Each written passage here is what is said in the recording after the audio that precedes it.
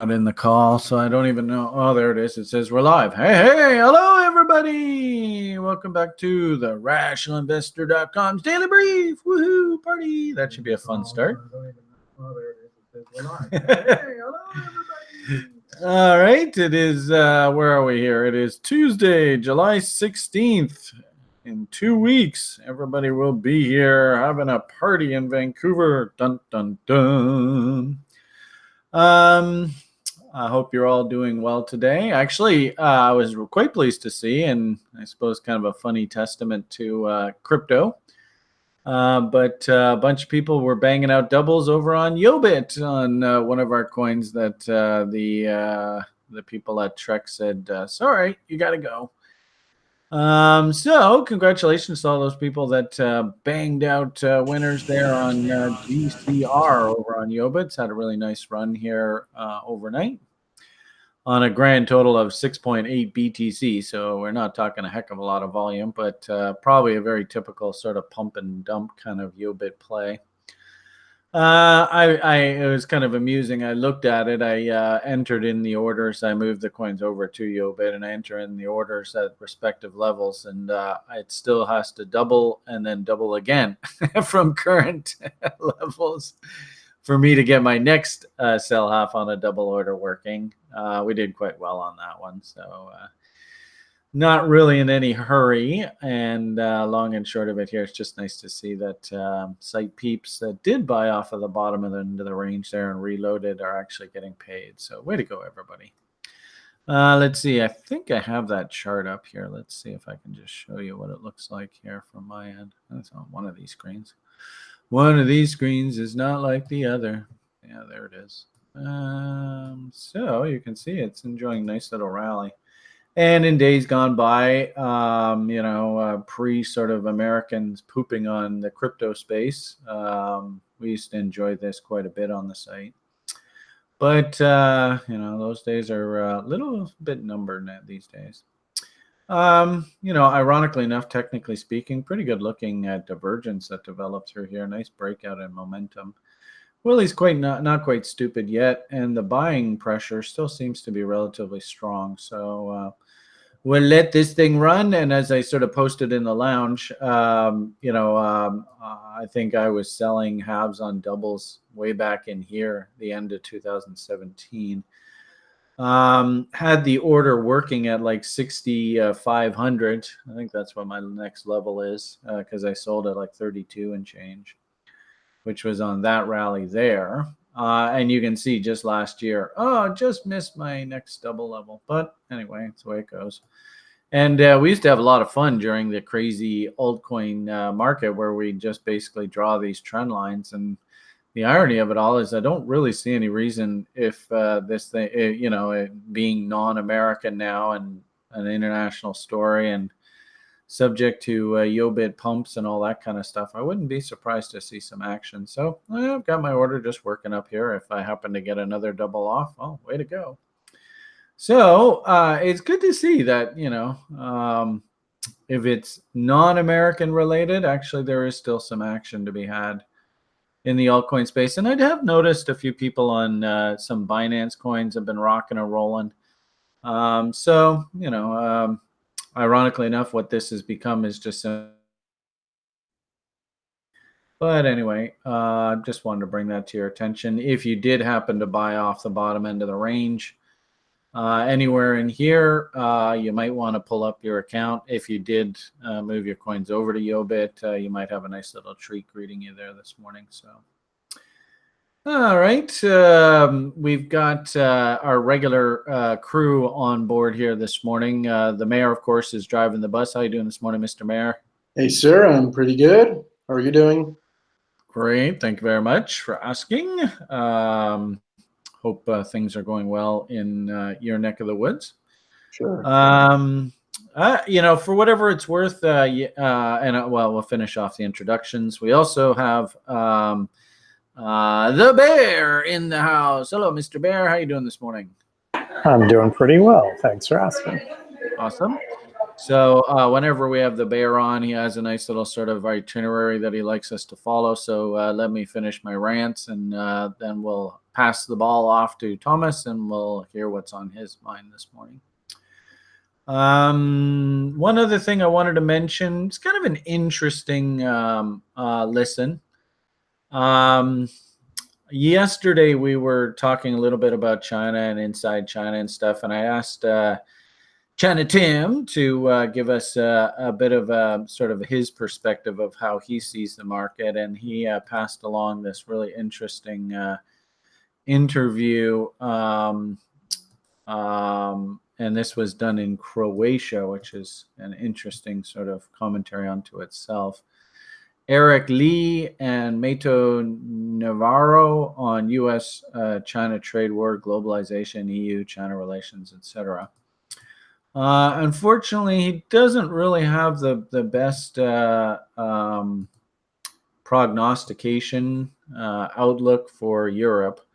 He's a little bit concerned about that. And I thought it was really interesting, some of the comments that he made about how, and you can't write better fiction than reality. I mean, it's just such a weird world we live in. But if I understand correctly, the sort of consensus now is that the Americans are literally trying to dismantle this entire globalization sort of program platform that they've taken pretty much the past 50 years following the the Cold War, they're to put into place. And so this is back and forth. The Americans are historically known for either being globalists or isolationists, but really interesting interview that China Tim shared with us. So I just posted it in the lounge. If you have a few minutes today, not a bad idea to listen to what the gentleman has to say. So is there anything else I want to talk about? I suppose one thing that jumped out at me this morning that kind of, a little bit surprising, but I suppose maybe not so. I'm a big fan of watching gold yen. And I even put a tweet out this morning, maybe now we watch gold yen Bitcoin. But the correlation between these markets to me is quite startling. And you can see where the respective reload zones are on all of these assets. So I'm probably going to be talking a lot about this on the site going forward, and how these relationships play out. We have been talking about tops in yen. Gold itself hasn't quite broken down yet, but you can see we just painted a nice little potential fractal here. So we'll see how that goes. And of course, we all know what's happening with good old Bitcoin here. U.S. government right now, I think people were posting in the lounge, the U.S. House of Representatives, banking committees, that kind of stuff, they're grilling the whole Facebook idea and weighing in on their sort of thoughts on crypto right now. Regardless, I mean, the charts speak for themselves. This is getting a little bit dangerous here, in my opinion. So, be mindful of that. I was encouraged with the U.S. Secretary of Treasury coming out yesterday, and he had a press conference. And basically, the impression that I got was that the U.S. Treasury has said, if you use Bitcoin and crypto for illegal purposes, we're coming after you. Be careful. But I didn't hear any sort of Bitcoin is bad sort of talk out of him. And that actually painted a pretty wide 4-hour bullish divergence in price. So that was encouraging. The problem here, of course, is that we all know at TRI, thanks to Leanne and her wonderful model, we can't really take new trades just on trendline breaks. We really would like to see some sort of structure on the other side of the trend line. So, as I sort of pointed out here, we had trade location reload zones. We had divergences in things like MACD, which we showed here, but we're missing structure. So, and as you can see, following this trendline breakout, she fractaled out. Hats off to guys like Daniel, who just basically jumped all over this thing and shorted it, and we're booking profits this morning. Congratulations, Daniel. Very smart. But I put out a tweet here this morning, just basically to the effect that we have to see, a W come in here, or this market might just continue working its way along this downtrend line. That's totally realistic in my eyes. So be forewarned. I don't necessarily believe that a bottom is in. And actually, if we listen to Mr. Bollinger, when you can see these green and red arrows, when Mr. Bollinger's indicator goes into divergence with price momentum divergence, these are extremely powerful signals. And you can see Mr. Bollinger, there was no divergence here, no sign.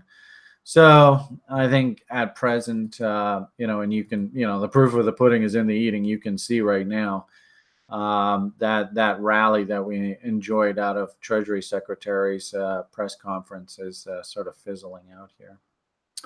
So happy, joy. One market that, before I turn the bear loose, and I'm sure he will talk lots about this because I know he's super jazzed about the metals right now.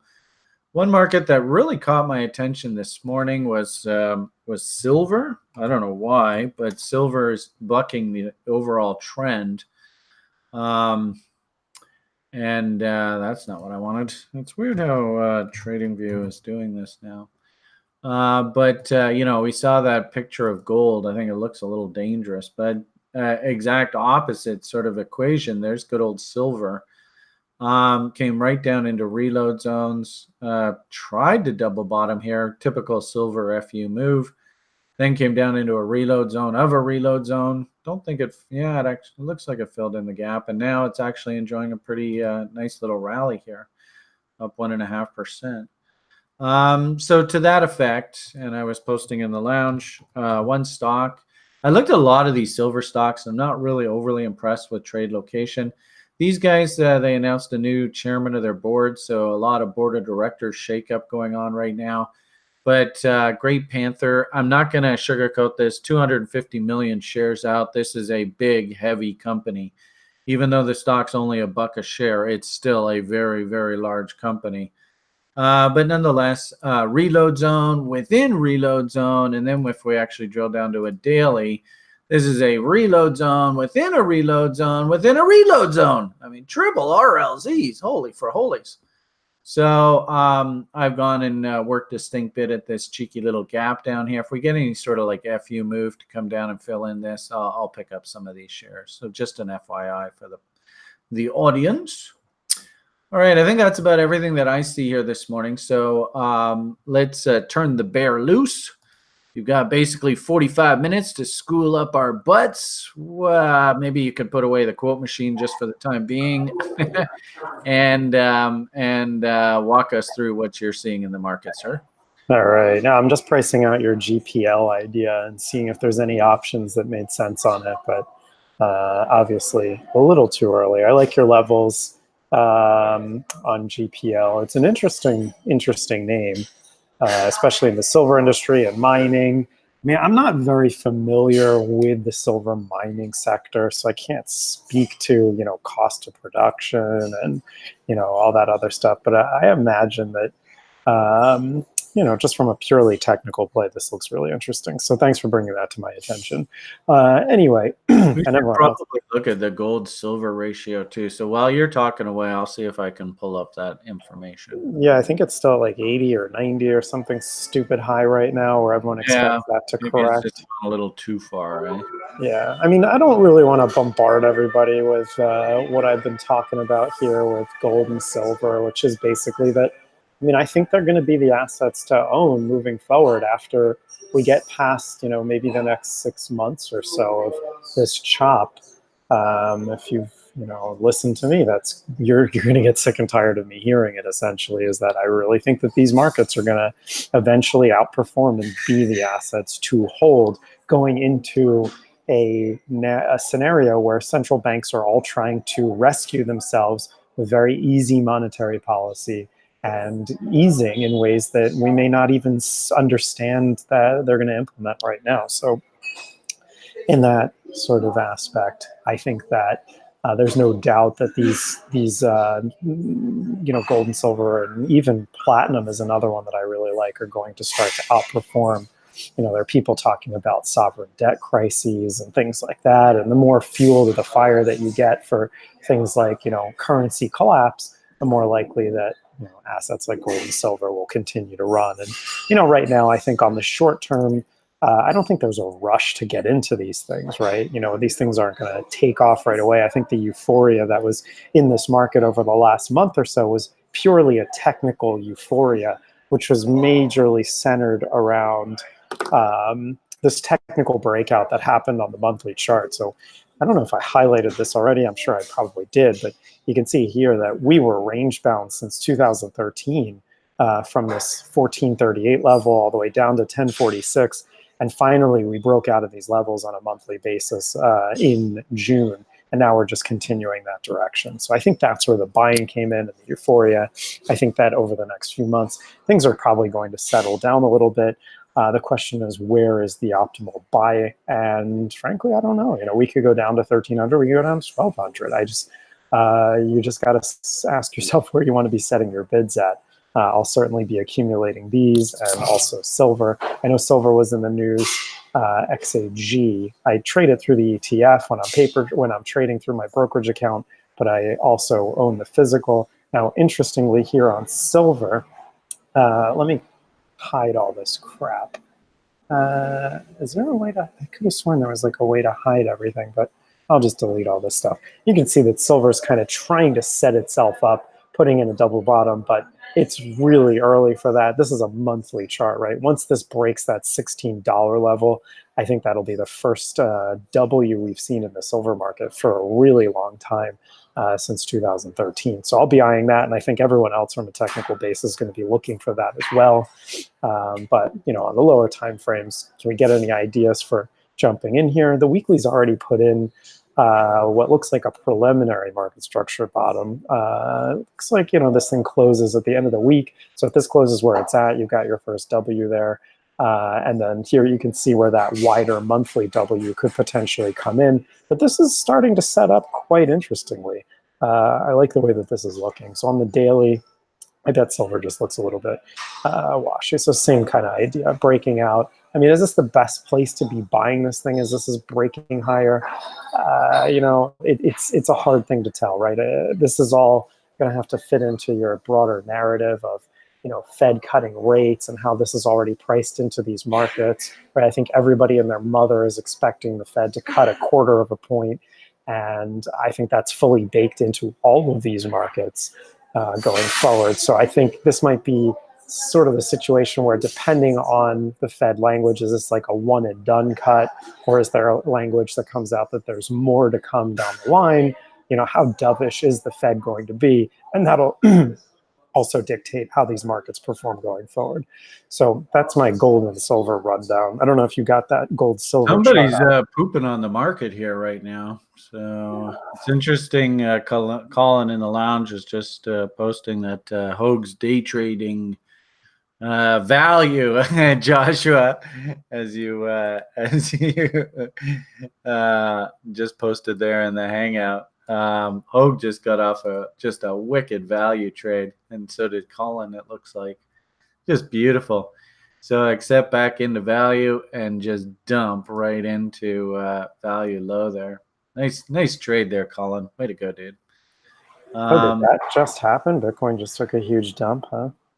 Well, that was the S&Ps, the stock market. It's interesting because within the past hour. And my apologies, I'm sort of derailing you here.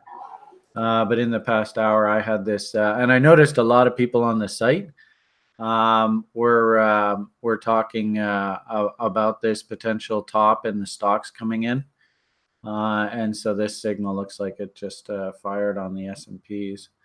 And somebody's saying, you guys are saying that Bitcoin just crapped out here. Did we break to new lows? Yep, broke yesterday's lows. So holy moly, we just got a really good lesson in LJs. You cannot trust a trendline breakout until you get a W on the other side. In fact, you know what? This is probably going to actually set up Mr. Bollinger's setup. Aha! Look at that. So we've gone to new lows, but Mr. Bollinger is not going to new lows. Yeah, there you go. We might even get maybe like a double divergence out of our MACD indicator. This is, I got to tell you, man, I'm really liking Mr. Bollinger's tool sort of as a, in combination with price momentum volatility as well. So, if I understand Chris has been rooting for crypto to crap the bed here so that he could buy his RV on the cheap. And I guess, Chris, did you just get paid? Way to go, dude. Congratulations. Traders got to trade. I don't know if this is where you're watching. You're watching it versus euros, eh? If you want to put up a chart of what your levels were and you want to share with the community, feel free. And also on a side note, I think this is kind of funny. I noticed on Yobit, literally the moment that I talked about that, there must be people on Yobit watching this damn video. Because literally this thing was just sitting here. Then the moment that I mentioned that, all of a sudden the bid just disappeared. That's hilarious. Oh, this crazy world. All right. I apologize, Thomas, for derailing you there. So long and short of it here, Thomas likes the metals markets. And frankly speaking, I don't really have a problem going in and picking up a few shares. I'll throw like $500 at it, but I don't really mind picking up a bit of this GPU or GPR in Canada.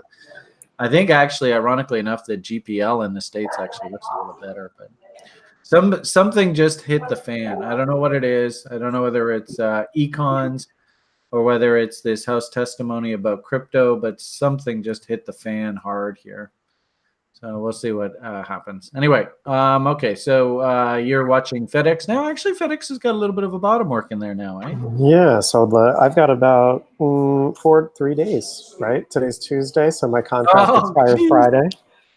This thing came back to life. It was worth, what, like 35 cents? And then I checked it earlier on Market Open. The thing was worth like $2.80. And right now it's worth $1.52. So this thing's bouncing around like a football and can't make up its mind. Don't hold on to it past Friday, sir. Yeah, I don't really want to get assigned the stock, so I'll have to close this thing out. Oh, yeah, that would suck, eh? But what the hell is going on here? Transports are really taking off. Yeah, I heard that JB Hunt came out with earnings today. Pull up your Bloomberg for the poor. Okay. And fire up JB Hunt. I think they came out with some pretty good numbers. So maybe transports are trying to play catch up here. I don't know. Yeah, something's going on, because this, we talked about this being a megaphone, and it sure looks like it's pretty megaphony at this point, if not breakouty, right? This looks much more of an uptrend than it does now of a megaphone. So I'm going to take this stuff off. This is weird, right? You got this wonky looking market structure working. All right, so poor man's Bloomberg, and I am looking for, what is that again? JBHT. JB Hunt Transport. And what do we want to look for? Just click on the symbol. All right. Yeah, it's broken There's out. a nice move for you. Merry Christmas. Wow. So this is probably what's pushing the index higher, right? IYT. Let's see how this is rated. Holding snapshot. It's only, about 5% weight. Oh, the real thing is the railroads are just absolutely exploding. Look at this thing. Norfolk Southern and Union Pacific. Both of those railroads are outperforming here. So let's take a look at CSX is there. And this thing's up about 1% today. Let's see if this thing has a bottom. Oh, wow, really close to the top of the range here. All right, so maybe it is just being led by that single name there. Union Pacific, the FedEx is 9%, so that's probably helping it too. Let's check out Union Pacific. Maybe we got some kind of thing working here. And boom, 175, up 1.5%. Yeah, I mean, this thing looks really range bound. It looks like it really didn't get the pullback that you'd want to see coming back down and filling this gap. This almost looks like it might be an ABCD if this thing comes in properly. There may even be a bot here, Brian. I don't Yeah, know if you I would probably do that. Yeah, that entire range there. Flag. Yeah, it looks flaggy. And then also to remember, we're into second quarter earnings reporting season, and as these companies report, we can see some fireworks here, and the typically May, June is weak. And this year was a little bit odd in that we had May week, but June they just took it right back up top. Really ironically enough, coming out of June in through first, second week of July. Oh, yeah, look at that. So it is. Oh, where's 33 there? Oh, it's close. This is like ETH the other day is 66% too much, So this one's a good example of, the rules of thumb. And it's actually interesting to see the transports moving higher here while the broader market's coming off. So go figure. Yeah, some econs must have come out here, or the market just doesn't like somebody talking. I wonder if Trump tweeted something Well, out. I pull up, you see your Union Pacific quote there, right? If you could pull your quote board above that writing, if you could pull that up, and then below that, there should be like a news feed, and you can probably see. My hunch is if you look at these news headlines, they're probably going to attribute the rally and the transports to JB Hunt. But that's just my guess. Man, stocks are just on their knees here right now. Isn't that interesting how we get that dichotomy, eh? Transports are rallying, stock markets. Look at the NASDAQ coming off. I bet you everybody's like, all right, we want to put Facebook out of business. How do we do it?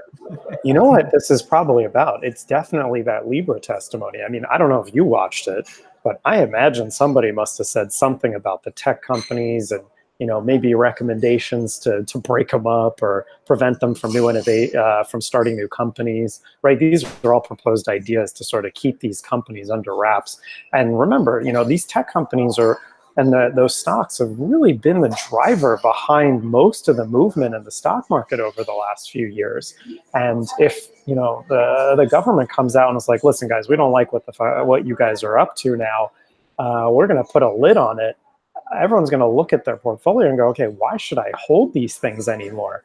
And the market cap on most of these names is ridiculous. So I think that could be part of the reason here too. Where was that? We've got where's the FANG stocks? FANG stocks, where are you, FANG stocks? I mean, Facebook's not even down that much. Well, they're sitting in front of Congress, and Apple's just kind of sitting there. Amazon, of course, these are delayed 15 minutes. I still haven't. I guess I'm too much of a cheap ass to pay for the live quotes, but no, those should be real time. Are they? Okay. No, I've got this. This says real-time data. Oh yeah, but it's slightly different from the official. It's for the sort of the tertiary exchange. But yeah, looking at Amazon, don't really see a lot of damage. Don't see a lot of I don't see it out of the FANG stocks. Somebody's hitting the market. Where's my news headlines? Somebody must have pooped the bed here. And I suppose our semiconductors have not been that happy, so it might be semiconductor related.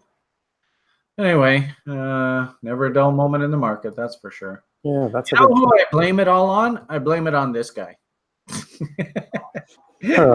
You guys want a funny sort of flashback to scam salesman? This guy, he would do so well in the BitConnect kind of world. But he was so funny. Google Tom Vu one day if you want to laugh. We were joking about last night in the lounge about him in the market. Okay, let's see what the news headlines are saying here. Somebody's saying something bad. I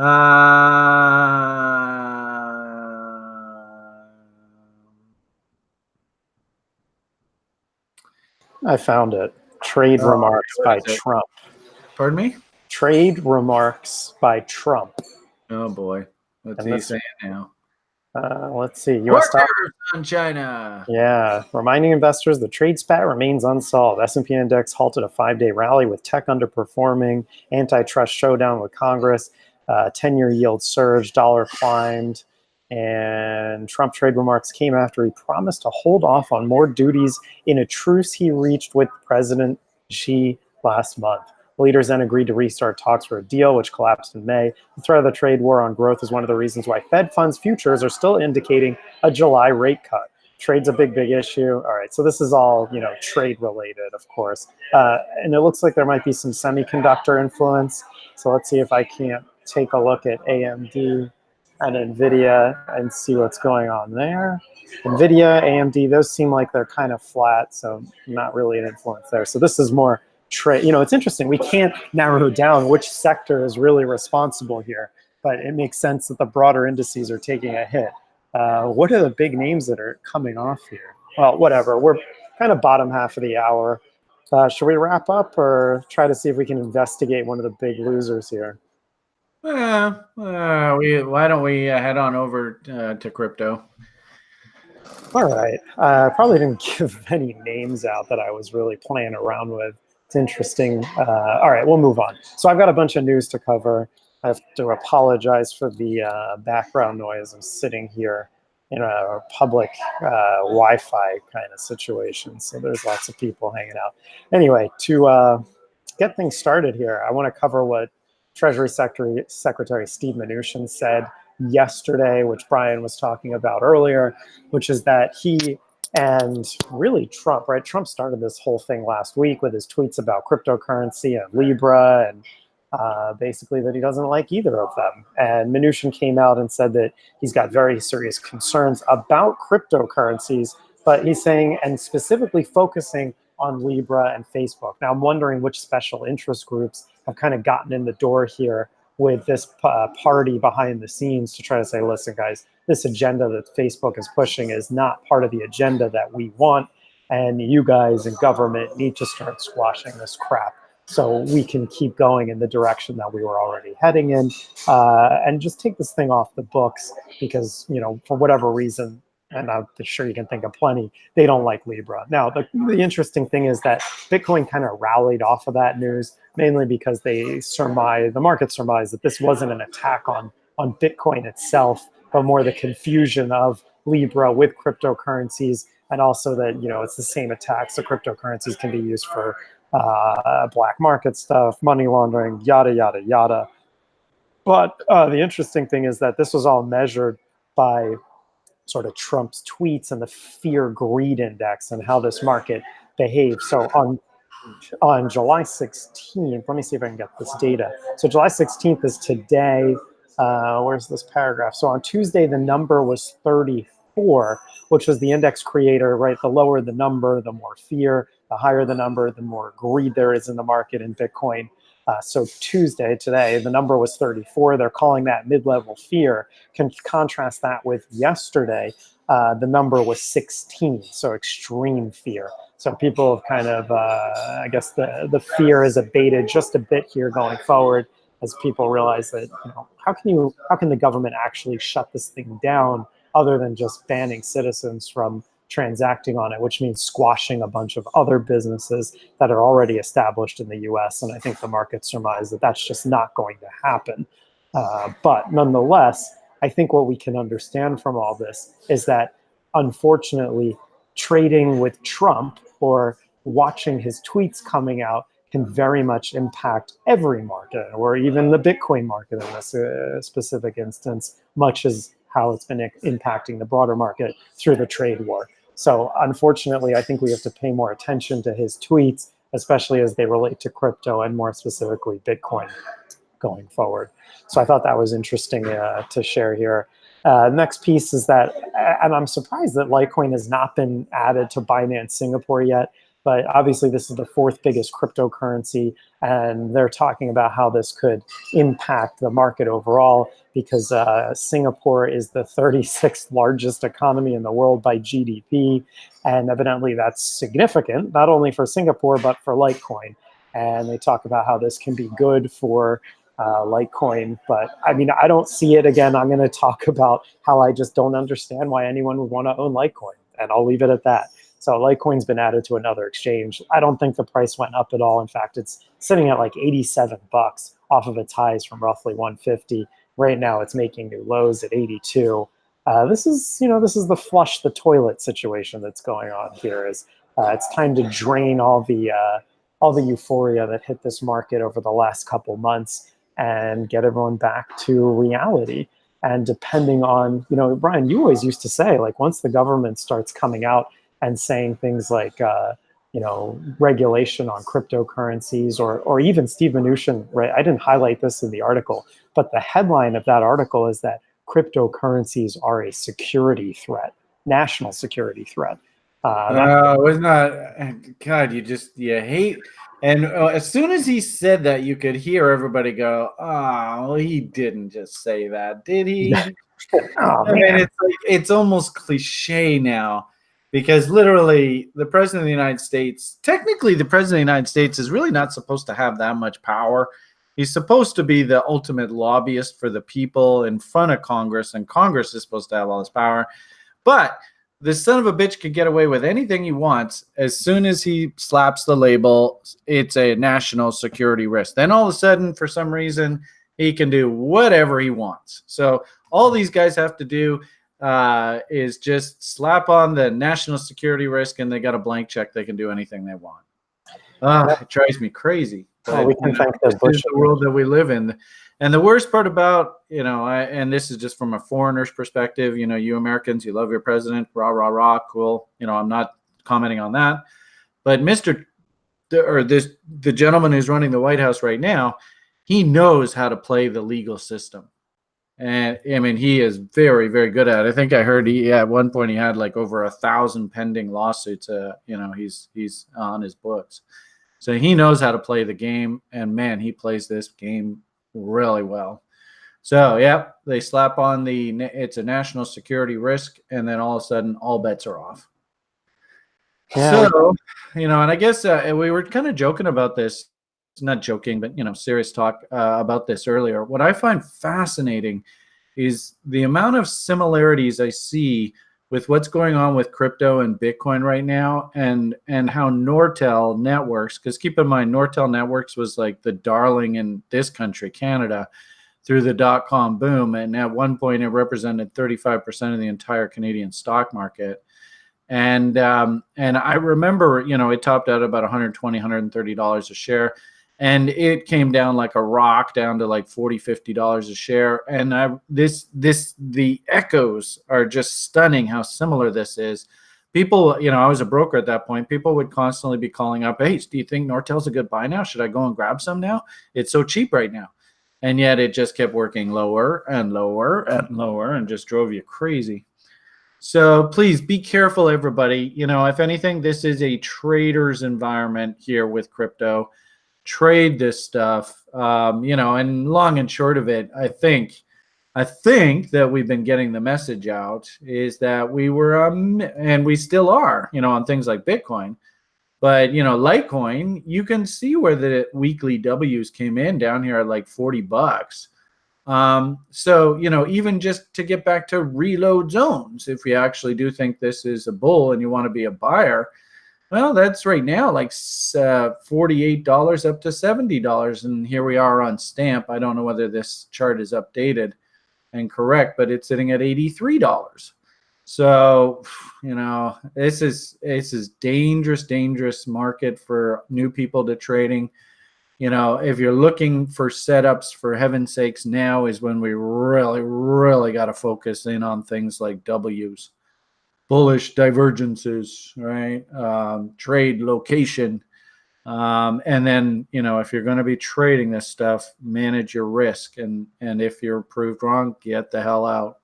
Probably that Ethereum setup was a good example. And actually, I had a lot of people on YouTube actually thank me for demonstrating what a failed setup looks like and how you have to walk away when it breaks down. Because if you didn't off of that Ethereum trade, oh boy, what a mess. So I apologize for interjecting there.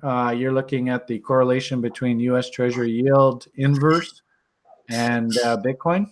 Yeah, still looks like it's following the trend quite nicely here. Yeah.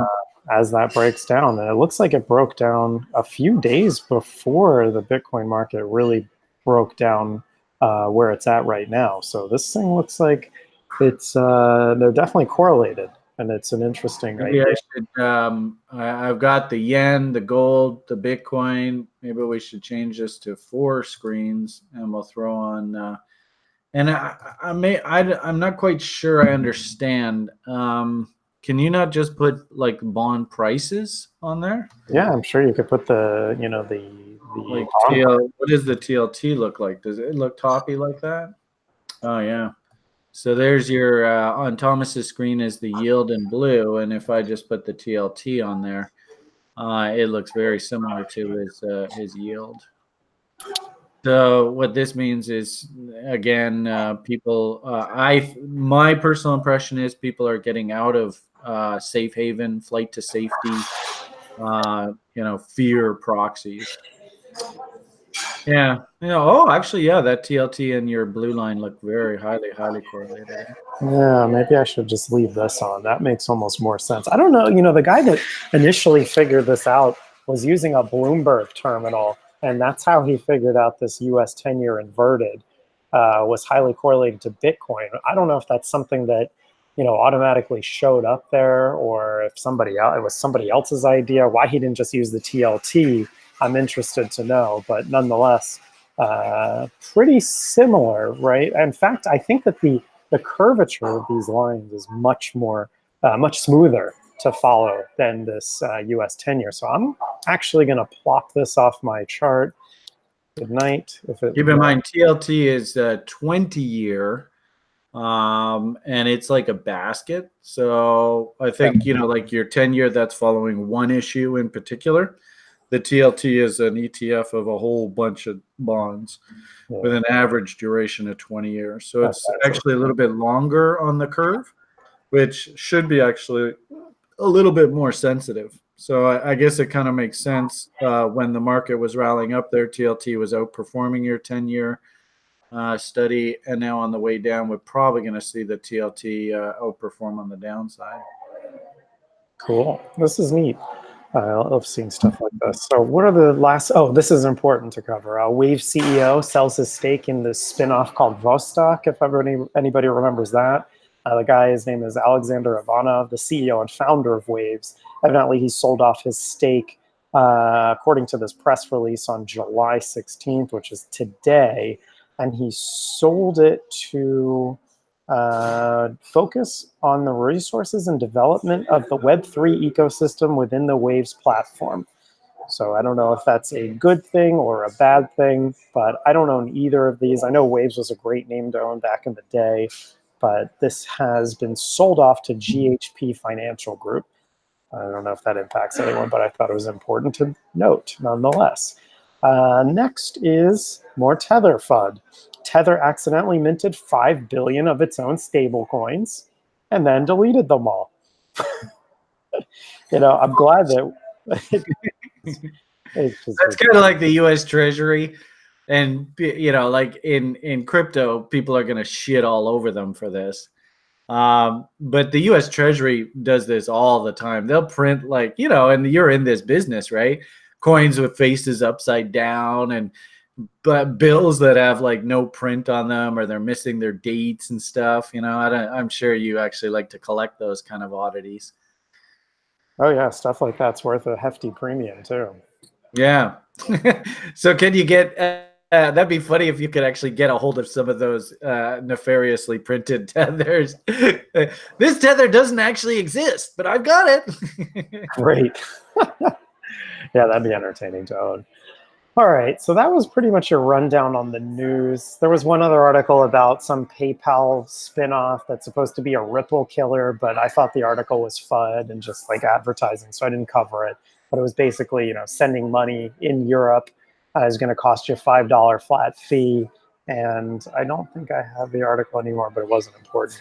And other than that, any other news here is just centered on price continuing to go down and centered around that. So news is pretty much rounded out. Brian, you kind of covered the technicals as far as what's going on Bitcoin.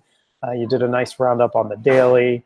I mean, yeah, there's no doubt things look pretty dumpy right now. We got that kind of false looking, well, we got that market structure breakout from here, and then we ran up into a reload zone, and then it was just like night, right? So this is just a testament to, if you only have a W and you don't have any other reasons for a trade, that's why you got 3, right? That's why you need to have 3 reasons here. So interestingly, this rallied right into a shorting window, and this was hit pretty hard. Now I'm kind of worried because we're getting to the end of the month. We're in the middle of the month, and we all know now from the last few months of expiration contracts that Wall Street likes to hammer these markets on the short side. I'm wondering if they may actually do the opposite, if they can actually get this thing down into and you can see my reload zones here. I'll make this nice and big for everybody. Down around 7,500 on forwards, we've got Mountain Man. So we're sitting at 9,500. This was one of the other levels that we were watching a couple weeks ago, that if all the other levels on the 4-hour failed to hold, that we were gonna basically break to 38.2 and have to test this 87.50, 50% level, and maybe even the underside at Mountain Man looks like a potential target for now. But again, this is on a daily chart. Do we have any other any reasons to get bullish? And as Brian said, you got to show the W's, and I don't see any of that coming in right now. Weekly charts, this probably looks kind of wonky, if not like V-top-ish, which is kind of encouraging, right? If you look at this on a weekly level, this 8,900, 9,000 level looks interesting. Of course, you can't blindly, it's hard to kind of blindly buy these levels. And I know I don't think I can do that on a weekly level, but that's going to be where everyone's watching this. That's also sitting around where the 13 EMA is. If we are to capture support and look to turn the corner back to the upside, this level has to hold. We really have to see this kind of bounce into that level and either reject it hard and bounce the other way, which I'd love to see. The longer we spend down there and the longer we start putting in a lack of buying interest, the more likely we are to see lower levels on this. And I'm encouraged by the weekly, but nonetheless, the daily and the 4-hour still don't look happy. So there's a lot of love that still has to come back into this market. And it is interesting to see how this bull div has failed now on the 4-hour. So that's kind of my quick, I agree with Brian idea. I'm going to talk about Ethereum here and see what this looks like. It was interesting over the weekend when I was sitting in front of the pool trying to trade this thing. It was just a complete utter failure. Don't trade in front of the pool unless you've got your station in front of you. That wasn't so good, but nonetheless, I wasn't taking massive positions. So where are we here right now? We've got a potential, we had this div here play itself out. Didn't quite get the follow through that you'd like to see. And it's interesting because, the same thing happened back here, almost in a very similar setup. You can see what the MACD looks like. Failed rally without, a true breakout here. Same thing, market structure bottom, MACD div, bullish, but still no follow through. So to me, this looks very much bearish. And interestingly, you can see this golden line as my accumulation distribution. And what I really should have been doing is looking at this to keep me out of trouble, because as Ethereum tried to break to new highs,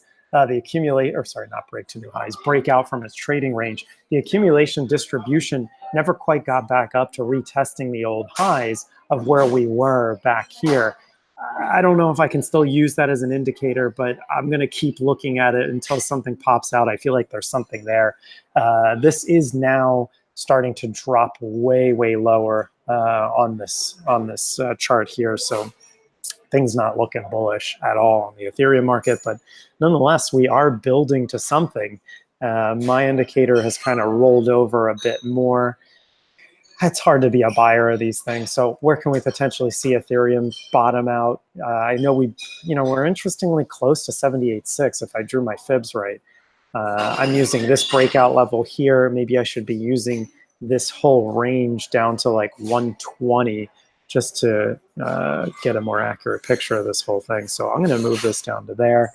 You know, this is now a mountain man level volume gap in the volume profile. There's a little muak that we're filling in right now. You know, I could see this thing kind of pause here and try to pick itself up a bit, but we'll see how that works. And the other thing that I'll comment on is, you know, again, going back to Ethereum, I just don't see any place to buy this thing just yet. There's no setups here on the daily, on the 4 hour.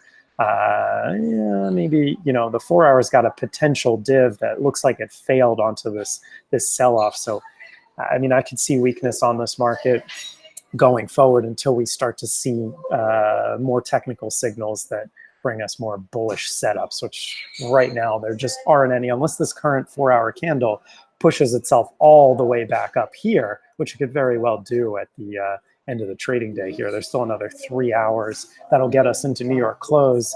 We'll see, right? We haven't broken to these lows here at the 202, so somebody's interested here, and there's a reason why we haven't broken just yet, but keep your eye on that. I certainly will be watching for that to break the low and set up some kind of setup here. On the hourly, we already had that up. So trying to defend levels right now, but you know, can I like walk in front of this bus here and take some bets? I did it over the weekend where I was kind of like, hey, I bought, let me see if I can find it real quick here. I think I remember I bought like the 236 level or something, which was right in here. And I bought this at, you know, 236 and change, which was, you know, at the time a fib level. This thing bounced back up into the 240s. And I was like, oh, this isn't bad. You move your stop to lock in profits. I think I've been doing 20% lately. I don't know if I actually did move it. I may have actually just gotten stopped out on this position because I might have been just too punch drunk at the pool. But nonetheless, what the point of this is that I used sort of this knife catch idea where I was buying the mountain man level. And what happens is I set my stop a few ticks below this level. And if it breaks below that, then I just walk away. And I got stopped out on this here.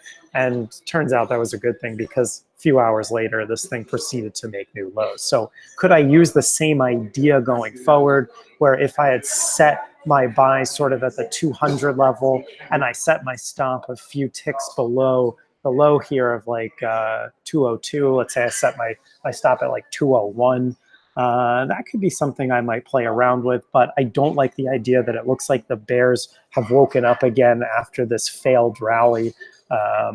Things just are going to be dragged down here as the Bitcoin market continues to sell off. What I am particularly interested in, which I dismissed a few weeks ago, is this Litecoin market. I don't understand why this thing continues to lead the markets and continues to be a leading indicator for these things.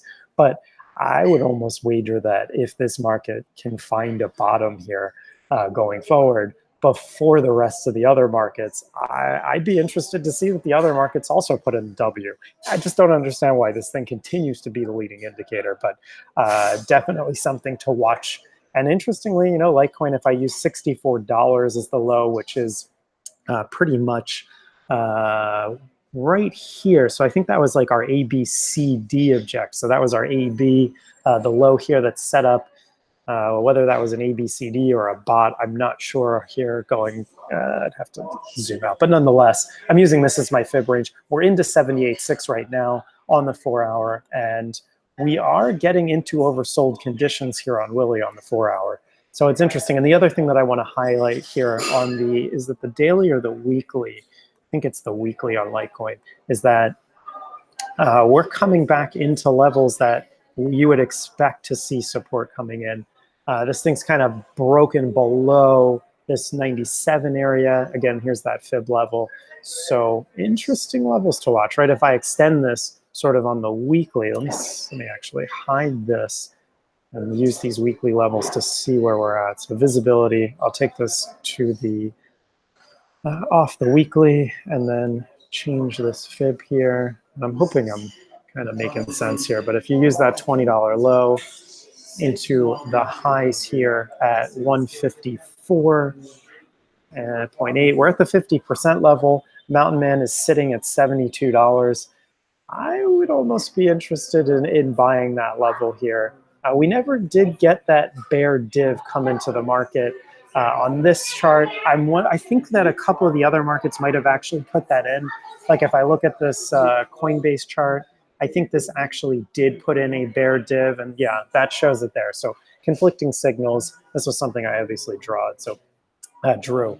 So maybe what happens in this market is we kind of put in a couple weeks of like stuck in this range before rallying back up to the top and maybe putting in a weekly top. But that's some time away from now. But I think their happening event is August 5th, right? Yeah, but I wonder if people already sold the potential news 2.5 weeks early. Well, just like we did last go round. Let's see if I can quickly pull this up here. Not a bad idea just to take a look at historical precedents.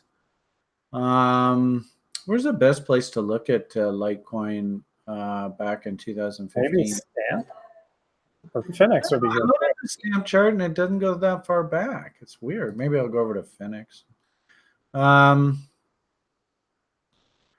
Where are we? So that was back in this window. So, and actually it'd be really interesting to draw a fib off of this and see where we ultimately bottomed.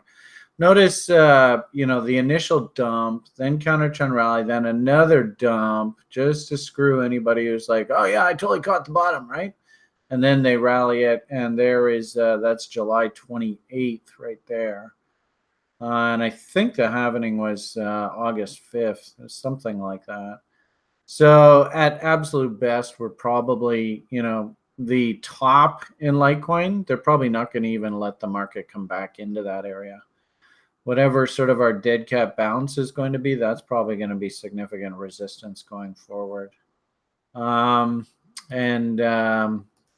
This period, like I would say that the bull market dies on this date right here. So that was August 18th. So, about 40 bars from the actual top is when we actually get the message that the bull's done. So if we fast forward to today, let's see where we are here. 38 bars. So I wouldn't be surprised if there's some sort of counter trend rally. Like I said, I don't think they're even going to let the public get short and sell up here. We're probably going to run into massive resistance up here. So I wouldn't be surprised if there's some sort of counter trend rally over this next few weeks and then dump. If anything, I actually kind of like the fact that the dump has been so violent and so quick. If we look back on this, I wanted to just ask, what was the entire sort of correction off of the peak back down to the lows? That is, let's see, did we get, we went even beyond 78.6 there. So, I hate to say it, guys, but I think there's still some more to go here. 78.6 takes us right back down to $50. So now sitting at 82. And in all honesty, especially for like level oneers and beginners to trading, you just got to leave this thing alone. There's no signs of divergence. Willie is now just barely getting stupid. The buyers are gone. Where are the buyers? If anything, it's kind of good to see that the sellers are exhausting themselves here. And really, everybody, please, you just got to give this time to form its W. This could easily take months to develop here before we start going back into sort of bull mode. So just be cognizant of that one, everybody. Please go slowly here. You don't need to be a hero. You don't need to call bottoms here. I know a lot of kids on Twitter, especially a lot of kids who, buy the dip kind of stuff without really solid setups. They're all getting punished right now. I don't want to see TRIers go down that road, right? Just be patient here, everybody. There's no hurry. Okay, so as Alex has pointed out, we are at the top of the hour. Excellent analysis, sir. Totally appreciate your input and your contributions on a daily basis. You are the man. Maybe go and help the kitchen clean up the dishes, and you'll call it a win all around. Yeah, sorry about that. That's okay. You're in. I don't know whether it's. I'm just assuming you're in France. Who knows? But I don't know. That's kind of a silly comment. But anyway, we might as well wrap this up. Any closing thoughts of these people? Yeah, I think you summed it up pretty nicely. Everyone needs to go slow as this market comes down. I don't think there's a rush to buy as sort of the market's trying to understand how this Libra testimony and the government's sort of, I don't know, should we call it a hard-on for crushing digital currency and the Libra sense, and how their attention to crypto is going to be handled going forward, and the forcing of financial institutions to extend sort of their reach to these exchanges, and how that forces the exchanges to change their business model. But realistically, I don't think that many exchanges that serve the US are going to need to change much, because they already do KYC. They already have to adhere to all the regulations in order to have their business kind of kosher for US citizens. So I'm not quite sure that this is really a detriment. And I think the market needs to come to that conclusion on its own. It sort of looked like it did prematurely. And then the rest of the market was like, okay, maybe we don't want to be in crypto right now for whatever broader market stuff is going on. And, we didn't actually look at the Chinese currency. Usually that's been leading the market too. Did you take a look at that over the last couple of days? I'm sorry, I'm going overboard here. Well, why don't we save that for tomorrow or the next day? All right, so 6. Whatever it's worth, everybody. I've been posting these bearish AB equals CDs on Bitcoin, and it looks like they're finally getting hit. So if anything, confluence of levels, 78.6 to the upside. Here comes our confluence of levels to the downside. Interesting to see volume on the downside. Of course, the day is still young, like Mr. Bear said, has not broken to new highs, but my hunch is it will. But if it doesn't, then that's a great sign. And of course, this bull divergence is still working. And just a closing thought, it looks like Mr. Bollinger's potential divergence is still in place here as well. So we've hit confluence of levels. Now let's see whether we can get some sort of bottom to form here. Okay, have yourselves a great day, everybody. PMA for the win. Congratulations to all the guys on the site who are banging out shorts on that Bitcoin and Ethereum and Litecoin move. Congratulations to Chris for being really patient and waiting for his levels on Litecoin. You guys are awesome. And, anybody who's just coming on the site and doing 7-day trials and that kind of fun stuff. I mean, this is what we basically do in the lounge on a daily basis.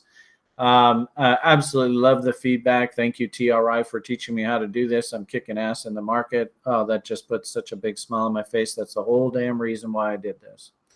So have yourselves a great day, everybody. Follow your trading plans. Vet your setups. Go slowly. Manage your risk. And, of course, everybody knows what their number one job is to do. So all the best, and bye for now.